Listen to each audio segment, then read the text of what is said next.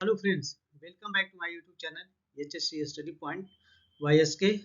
आज हम बात करेंगे interview question and answer for safety officer part 3। तो चलिए स्टार्ट करते हैं। कौन कौन सा क्वेश्चन है जो इसमें पूछा जा सकता है।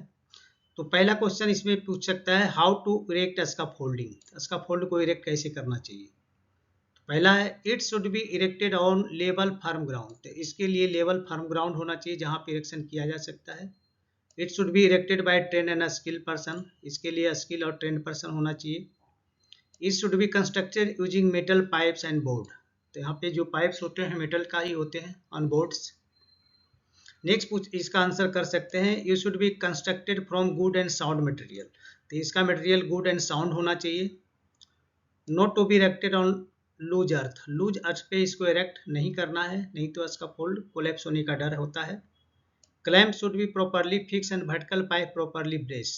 तो क्लैंप है जो प्रॉपरली फिक्स करना चाहिए टाइट, एंड है जो vertical pipe properly brace. Vertical जो पाइप उसमें लगाया जो उसका ब्रेसिंग देना है, जिससे इसका फोल्ड को मजबूती मिलती है।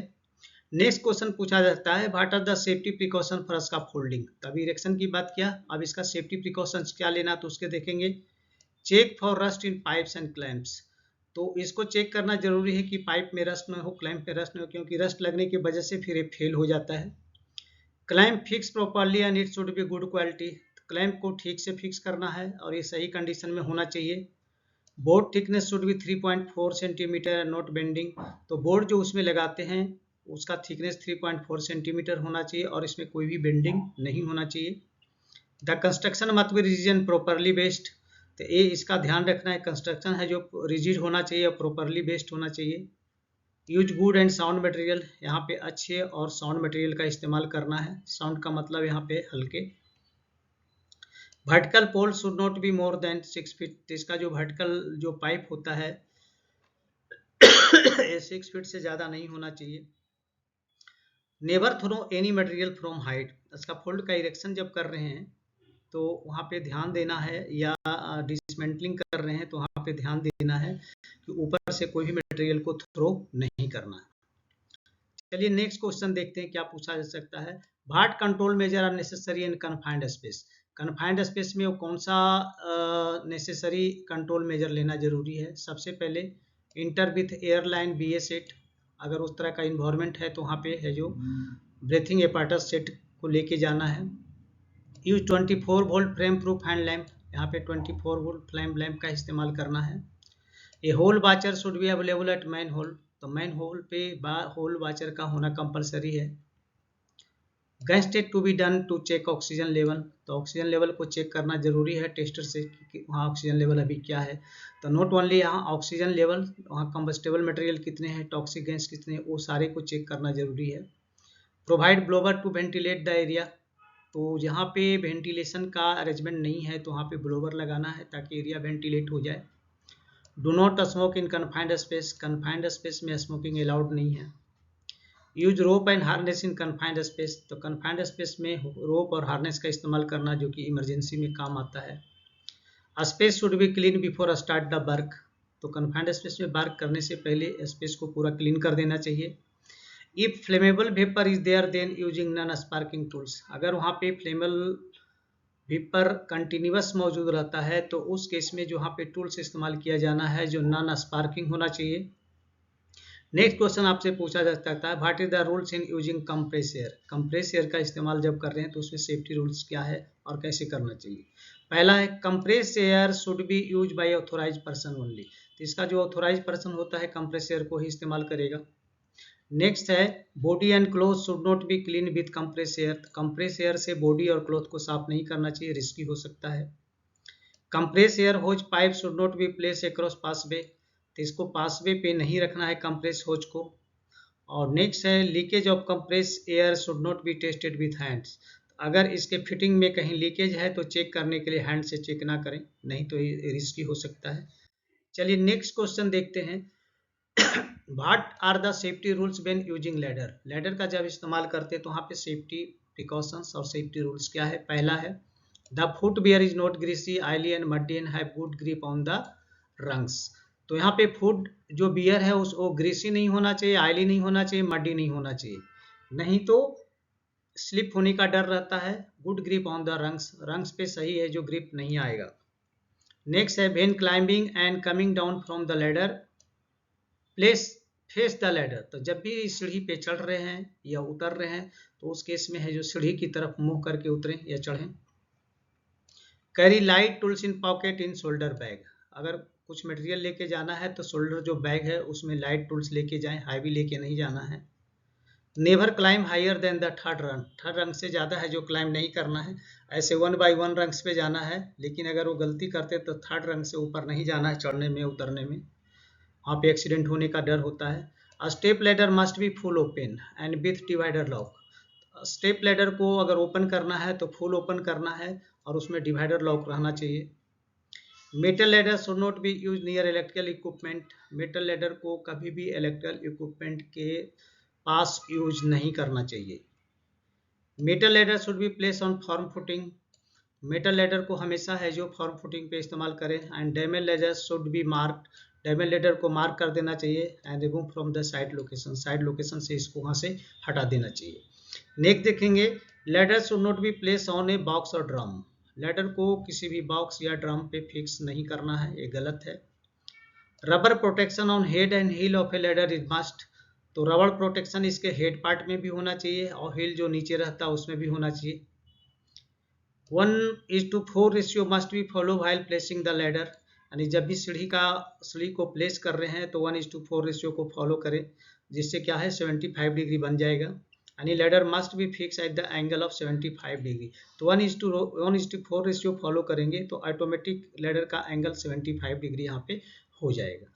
नेक्स्ट देखते हैं फाइबर लैडर और wooden ladder should be use for electrical work, अगर इलेक्ट्रिकल के पास काम करना है, इलेक्ट्रिकल एक्टिविटी के करना है और वहाँ पे हाइट वर्क है तो उस केस में यहाँ पे फाइबर लेडर या वुडन लेडर का इस्तेमाल करना चाहिए। यहाँ पे वुडन लेडर में एक से ध्यान रखना है कि वुडन लेडर गीला नहीं होना चाहिए, यानी वेट कंडीशन में नहीं होना चाहिए।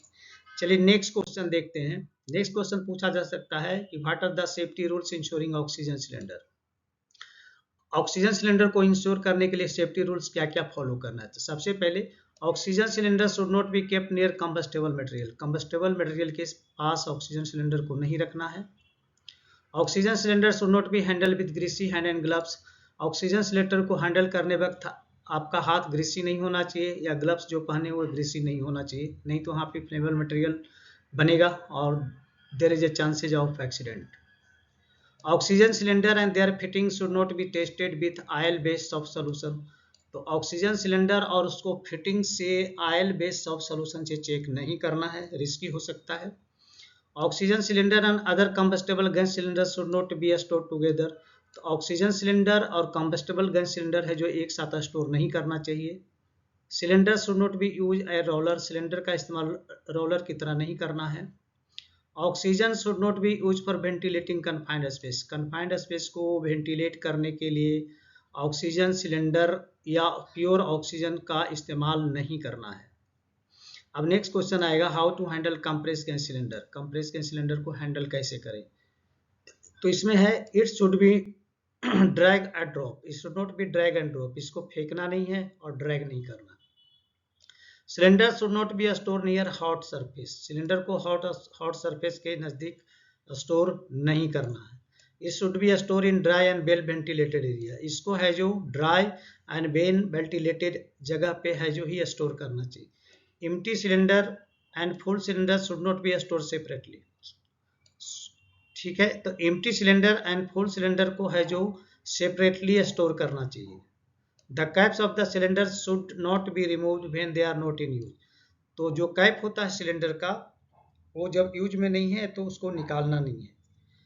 Leakage cylinder remove to open a space and release the gas without getting ignition in emergency, अगर कोई भी सिलेंडर में अगर लीकेज है तो उसको है जो बाहर कर लें और उसको रिलीज उसके गैस को रिलीज कर दें, अगर कर सकते हैं तो, नहीं तो एजेंसी को इन्फॉर्म करें, एजेंसी वाले आके उसको लेके जाएंगे।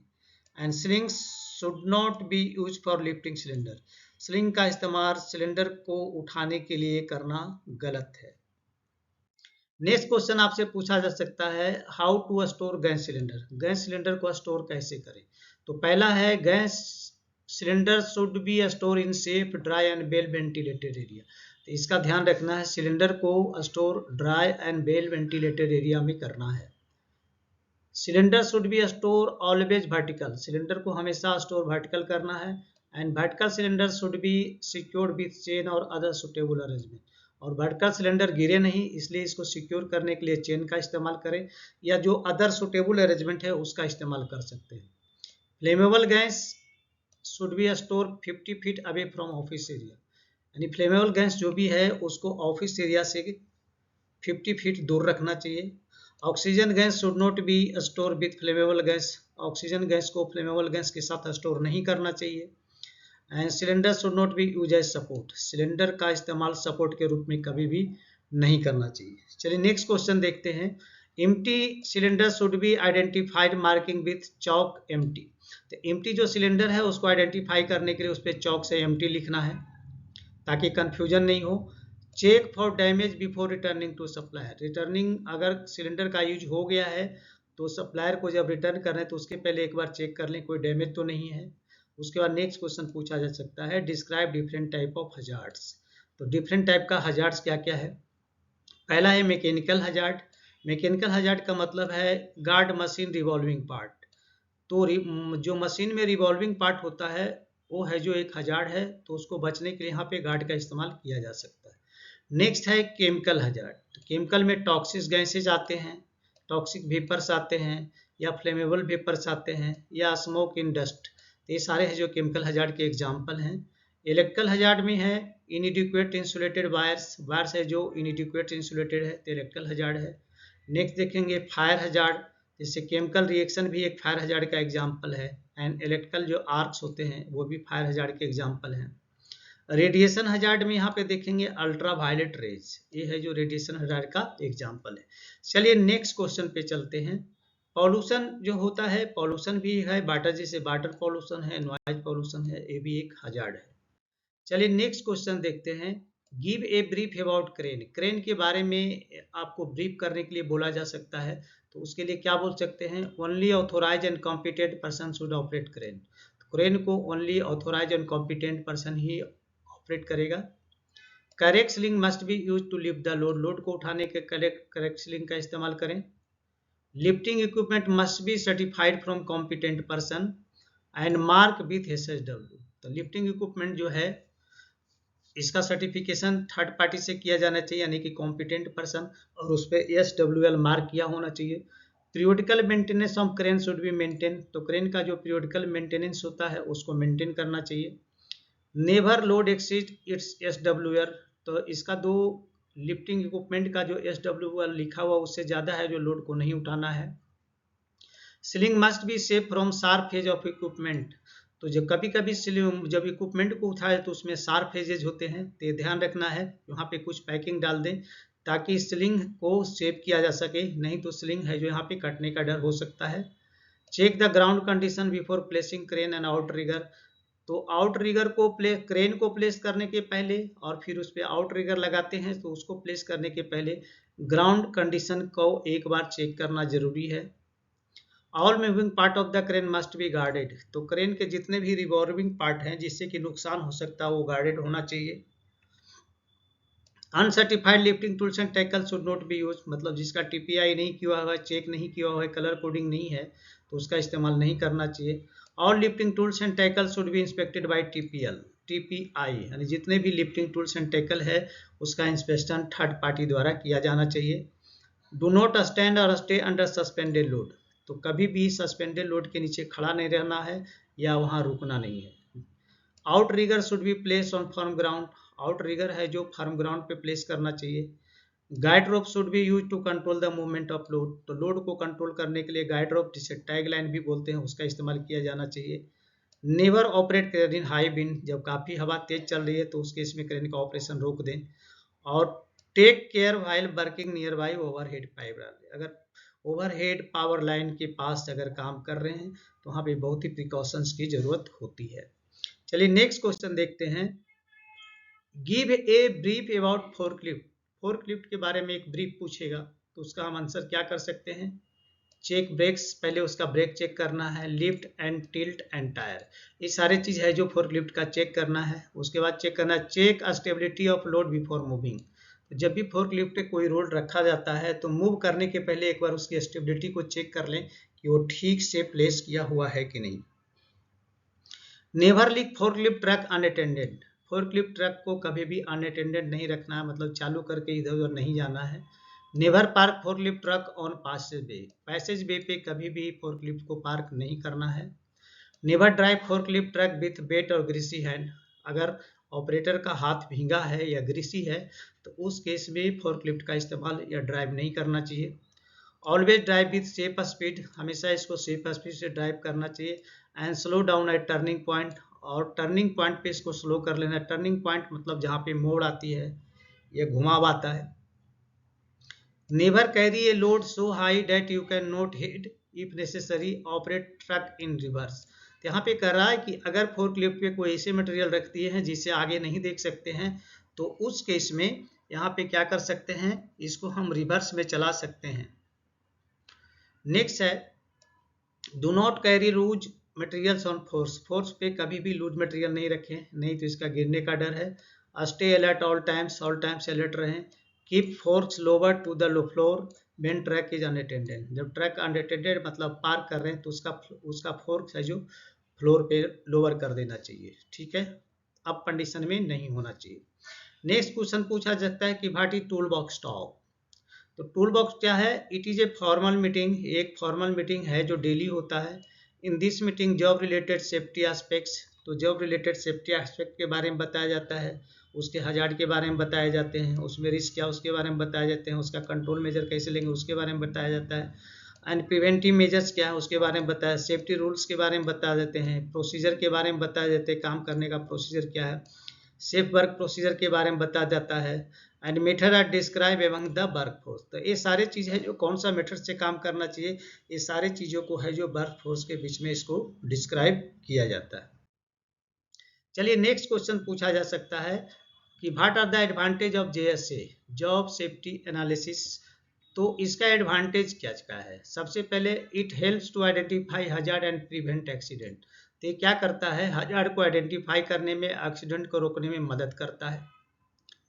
It helps to establish safe work method and working condition, ये क्या करता है, सेफ वर्क मेथड और वर्किंग कंडीशन को इस्टेब्लिश करने में यानी बनाए रखने में मदद करता है। It helps to inspect the plant और कंस्ट्रक्शन साइट, ये क्या करता है, प्लांट और कंस्ट्रक्शन साइट को इंस्पेक्ट करने में मदद करता है। And it helps to access the safety training, और ये सेफ्टी ट्रेनिंग को भी दिलाने में मदद करता है। नेक्स्ट क्वेश्चन पूछा सकता है give a brief about grinding, grinding के बारे में एक ब्रीफ देना है। तो ग्राइंडिंग के बारे में हम ब्रीफ दे सकते हैं इस तरह से, right type of wheel should be use as per grinding machine specification. तो ग्राइंडिंग मशीन का जो स्पेसिफिकेशन रहता है उसके आधार पे हाँ हमें व्हील भी राइट टाइप का ही इस्तेमाल करना चाहिए। नेक्स्ट है grinding machine should be equipped with wheel guard, grinding machine में व्हील गार्ड लगे होने चाहिए। Grinding power cable should not B entangle with building cable, grinding का जो पावर केबल होता है वो बिल्डिंग केबल के साथ इंटेंगल नहीं होना चाहिए। Use face shield with safety helmet during grinding, तो ग्राइंडिंग के टाइम में फेस शील्ड के साथ सेफ्टी हेलमेट के साथ फेस शील्ड होना चाहिए। Never use cracked wheel, crack wheel का इस्तेमाल कभी नहीं करना चाहिए। The speed of grinding machine should be match with the grinding wheel speed, तो मशीन का जो RPM है मैंने रोटेटिंग पर मिनट, वो व्हील का भी RPM उतना ही होना चाहिए, और नहीं तो व्हील का RPM ज़्यादा होना चाहिए। Competent person should be use grinding machine, तो ग्राइंडर ही है जो इसको यूज कर सकता है, कोई दूसरा आदमी ग्राइंडिंग मशीन चलाने के लिए नहीं चला सकता। नेक्स्ट देखेंगे crack test of grinding machine wheel not be done before taking use, तो यहाँ पे क्या करना है, क्रैक टेस्ट ग्राइंडिंग मशीन का करना जरूरी है पहले यूज करने की पहले। नेक्स्ट क्वेश्चन यहाँ पे पूछा जा सकता है कि what are the precaution for excavation, excavation के लिए क्या क्या प्रिकॉशन लिया जा सकता है। तो सबसे पहले suitable barricading should be provided around excavated area, excavated area के चारों तरफ है जो हार्ड बैरिकेशन प्रोवाइड किया जाना चाहिए। Display sign board and flag at excavation, तो एक्सकवेशन के पास है जो साइन बोर्ड लगा दें या फ्लैग लगा दें ताकि लोगों को मालूम पड़े यहाँ पे एक्सकवेशन है। Heavy vehicle should not be allowed to move nearby excavation. तो हैवी व्हीकल को कभी भी एक्सकवेशन के साथ नियर बाई अलाउ नहीं करें, नहीं तो वहाँ पे एक्सकवेशन का केबिन होने का डर है, मतलब ढहने का डर है। नेक्स्ट आप आंसर कर सकते हैं, keep excavation soil at least 5 feet यानी 1.5 metre away from excavation edge. तो ये बहुत जरूरी है, एक्सकवेशन से जो सॉइल निकलते हैं उस एक्सकवेशन से कम 1.5 मीटर दूर यानी कि 5 फीट दूर रखना चाहिए। Excavation should be slope to safe angle as per requirement. तो जब भी एक्सकवेशन करते हैं तो एक्सकवेशन सेफ हो, इसलिए उसको एंगल पे है जो एक्सकवेट करना पड़ता है, तो उसका ध्यान रखें किस तरह की मिट्टी है, डिपेंड करता है कि मिट्टी किस तरह की है, एरिया किस तरह का है, तो उसके ऊपर, तो उसके आधार पे यहाँ पे एंगल बनाना जरूरी है। नेक्स्ट क्वेश्चन पूछा जा सकता है, hand excavation should be done in case of underground pipelines and cable. तो अंडरग्राउंड पाइपलाइंस वहाँ पे हैं और केबल है, तो वहाँ पे हैंड एक्सकवेशन करना चाहिए for the precautionary measure. Cutting should be done from top to bottom. तो एक्सकवेशन है जो टॉप टू बॉटम करना चाहिए, बॉटम टू टॉप करना गलत होगा। ऑल नैरो ट्रेंच मीन जो कि 4 फीट और deeper should be provided at least 1 ladder. तो जो नैरो ट्रेंचेज है जो कि 4 फीट और उससे ज़्यादा डीप है, तो वहाँ पे एक सीढ़ी का इस्तेमाल करना चाहिए। Sloping and benching facilities need to be provided if safe to do this. तो यहाँ पे देखना जरूरी है कि कहीं कहीं कुछ मिट्टी बहुत नाजुक टाइप की होती है जिससे ढहने का डर रहता है, तो उस तरह के एक्सकवेशन में स्लोपिंग और बेंचिंग फैसिलिटी का इस्तेमाल करना जरूरी है ताकि केबिन नहीं हो। अब यहाँ पे नेक्स्ट क्वेश्चन पूछा जा सकता है कि what are the 5S method. 5ES method क्या है? तो 5ES method that help to make workplace clean and well organise. तो 5S मेथड वो है जो कि वर्क प्लेस को क्लीन रखता है और एरिया को वेल ऑर्गेनाइज रखता है। तो देखते हो क्या है इसमें 5E होते हैं, जिसमें एक है एजुकेशन। तो एजुकेशन का इम्पोर्टेंट है, मतलब एजुकेट बाय ट्रेनिंग, लोगों को ट्रेनिंग दे के एजुकेट करें। इनकरेजमेंट, तो इनकरेजमेंट कैसे करेंगे? मोटिवेट बाय द अवार्ड्स, उसको कुछ अवार्ड दें। इंजीनियरिंग का मतलब होता है, इस इंजीनियरिंग थर्ड है, मतलब अप्लाई इंजीनियरिंग कंट्रोल जिससे एक्सीडेंट कम हो। नेक्स्ट है इन्फोर्समेंट। तो इन्फोर्समेंट कैसे करेंगे? जो लॉ में लिखे गए हैं, प्रोसीजर में जो लिखे हुए हैं उसका इम्प्लीमेंटेशन करना है। और नेक्स्ट है इवेल्युएशन।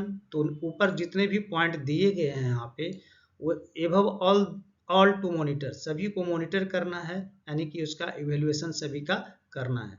तो दोस्तों अभी आपने HSC के इंटरव्यू में क्या क्या क्वेश्चन पूछे जा सकते हैं, ये पार्ट 3 पे आपने अभी देखा। तो चलिए मैं आपसे यहाँ पे रिक्वेस्ट करूँगा, अगर आप हमारे चैनल पे नए हैं तो प्लीज़ चैनल को सब्सक्राइब करें, दोस्तों में ज़रूर शेयर करें और बेल आइकन को ऑल पे सेट कर दें ताकि हमारे सभी वीडियो का नोटिफिकेशन आपको टाइम से मिले। तो चलिए मिलते हैं आपसे नेक्स्ट वीडियो में, तब तक के लिए जय हिंद, वंदे मातरम।